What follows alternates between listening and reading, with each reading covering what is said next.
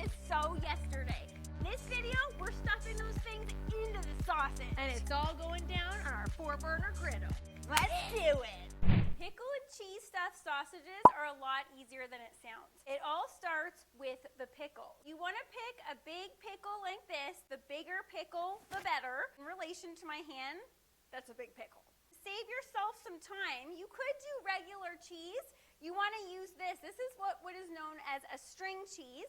It comes in a package like this. These are the ones that we all grew up eating. You just take them out of the package like that. You're going to get your pickle, slice it down the middle, and you could use sweet here, but we like the combination of dill, cheese, sausage. Sweet would be good too. Go with whatever you like, but today we're using dill. Then we're just going to hollow out the seeds, hollow out the other half. Oh, I can smell those pickles from here. Yeah, this is a pungent pickle. Does that not look incredible? Get our other half, give it one of those. You're like, is there a piece of cheese in there? Wait till this hits the griddle. So we're gonna put that off to the side. Walk with me over to our sausages. This is a casing sausage. This isn't like a smoky that we love throwing on the grill. It's one of our favorite things actually to grill in the summer. This is an authentic sausage. It's from our friends over at Helenda's, and there is absolutely no filler in this sausage. It's just pork, coarsely ground pork, cheese, and craft beer, because this is a craft beer and cheese sausage. We thought those flavors would pair perfectly with the pickles. So we're just gonna slice the casing down, and it's gonna gently come away from the sausage like that. Just gonna flatten that down and just roll it up. That just looks like a sausage, but we all know what's going on inside that thing. We're gonna keep going on these, and then we're gonna head over to the griddle. We're ready for our stuffed pickles to hit the griddle. Now you'll notice that we have the side burners on high and the 2 burners on the middle on low. And the reason for that is because we're trying to achieve a convection type of heat right now. We want to achieve a nice sear on one side, but we have to make sure that the sausages aren't going to burn. So that's why we want the center to remain on low and the sides on high to get that nice high heat in the griddle, but without burning the outside of the sausages before the inside, and that cheese is nice and melty. Oh, that's nice and warm. To gingerly pick them up, we're going to put them one down on the griddle in the middle. Listen to that sizzle. That's what we're looking for. And since sausage meat has a lot of fat in it, it's like 99% fat anyway, we don't need to oil the griddle at all. We're going to let the sausage fat do all the work for us here. We don't want to touch them at all. We want to put them down, and we want to let them hang out until they achieve that crust on the outside.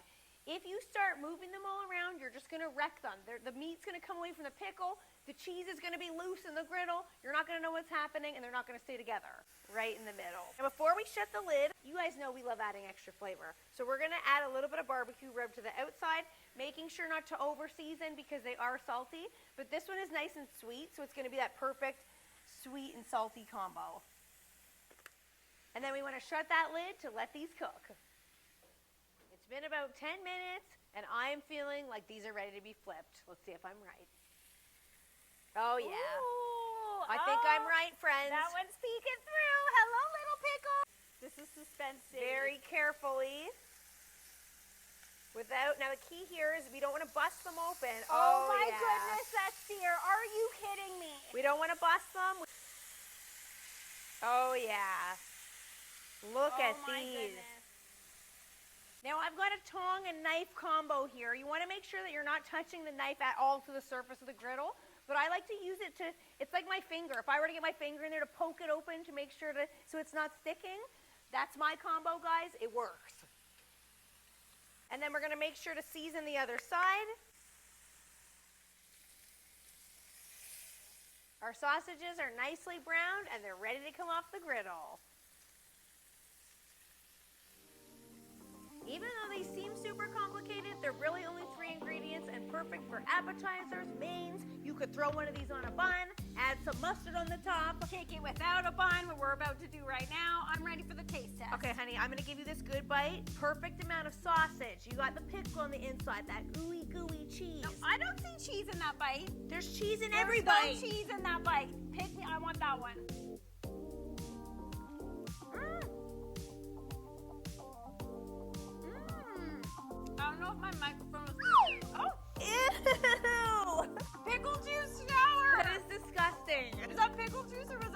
It's hard to tell, and I'm drenched. But that pickle retained its crunchiness. Oh, it did.